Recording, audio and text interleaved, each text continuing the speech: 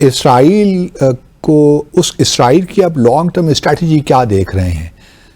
کیونکہ اس وقت پورے فلسطین اور اسرائیل کو ملا کر تقریباً 6 ملین کے قریب فلسطینی رہتے ہیں، باقی باہری ہیں. یوں سمجھیے کہ فلسطینیوں اور جو یہودی آبادی ہے، مسلمانوں کی اور یہودیوں کی آبادی تقریباً برابر ہی ہے. تو آپ کے خیال میں یہ اسرائیلی اسٹریٹجی کا حصہ نہیں ہو سکتا کہ یہ جتنے فلسطینی یا مسلمان ہجرت کر کے چلے جائیں، اردن چلے جائیں، مصر چلے جائیں، جہاں بھی جائیں، لیکن فلسطین سے یا اسرائیل سے نکل جائیں تو لانگ ٹرم ان کے لیے یہ سود بہتر نہیں ہوگا؟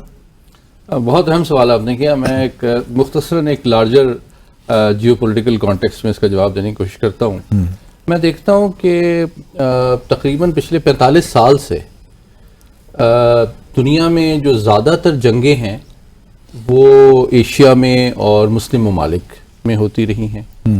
زیادہ تر جو مہاجرین ہیں یا ڈسپلیسڈ پیپل ہیں، چاہے وہ افغانستان ہو، چاہے شام ہو، چاہے لبنان ہو، چاہے فلسطین ہو، چاہے عراق ہو، چاہے یمن ہو، تو آپ کو یہ بھی نظر آتا ہے ایک پیٹرن کہ جی زیادہ تر مسلمان ممالک سے ہی ہجرت کر کے لوگ جنگ کی وجہ سے اپنی جان بچانے کے لیے دوسرے ممالک کا رخ کرتے ہیں. تو یہ دو چیزیں تو آپ کو ایک حسن اتفاق نظر نہیں آتا. لیکن فلسطین کی طرف آتے ہوئے اسپیسیفکلی میں سمجھتا ہوں کہ اس میں آئی تھنک یہ اظہر من الشمس ہے کہ جو اسرائیل کا لانگ ٹرم اسٹریٹجک ویژن ہے اس میں وہ بنیادی طور پہ فلسطین کی تمام تر جو اراضی ہے اس پہ اپنا قبضہ اور اپنی حکومت اور اپنی سوورنٹی ایکسرسائز اور اچیو کرنا چاہتا ہے. اب 75 سال ہو گئے ہیں، اور آپ اگر 75 سال پہلے کا نقشہ دیکھیں اسرائیل کا اور فلسطین کا اور آج دیکھیں تو اس میں میرا خیال ہے بہت فرق آ چکا ہے زمینی حقائق. لیکن اس میں غلطیاں مسلمانوں کی یا فلسطینیوں کی یا عرب دنیا کی کتنی ہیں؟ اگر 1948 میں وہ قبول کر لیتے کہ جیروسلم ایک انٹرنیشنل ملک کیپٹل یا سٹی ہوگا اور اس کو UN اس کو لک آفٹر کرے گی تو شاید اچھا نہ ہوتا. ہائنڈ سائڈ کی بات ہے، اب تو ماضی میں جو ہو گیا. دیکھیں تاریخ کے طالب علم کے طور پہ یہ تینوں چیزوں کا کمبینیشن ہے. وہ جو ایک مطلب شعر بھی ہے کہ ہے جرم ضعیفی کی سزا مرگ مفاجات.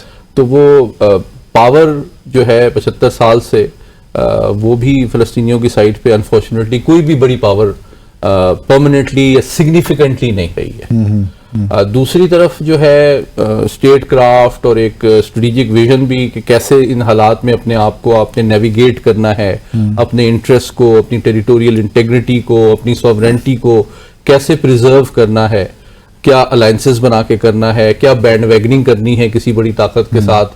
تو مجھے یہ آپ چونکہ مجھ سے بہتر جانتے ہیں کہ فلسطینیوں کا ایک گریونس کا نیریٹو تو 75 سال سے ہے اور جو کہ حقائق پر مبنی ہے، لیکن اس میں وزڈم اور پاور جو ہے وہ آپ کو اس کے ساتھ نظر نہیں آتا. تو بنیادی طور پہ جو اس وقت سچویشن ہے، اگر میں اس کو ایک جملے میں سمرائز کرنے کی کوشش کروں کہ مسلم دنیا عمومی طور پہ جو اسٹریٹ سینٹیمنٹ ہے وہ تو آبویسلی ان کے ساتھ ہے، لیکن اس وقت جو سچویشن وہاں پہ غزہ کی پٹی میں 22-23 لاکھ فلسطینی فیس کر رہے ہیں، وہ نظریات، خواہشات اور حقائق تینوں کا کانفلکٹ آپ کو نظر آتا ہے.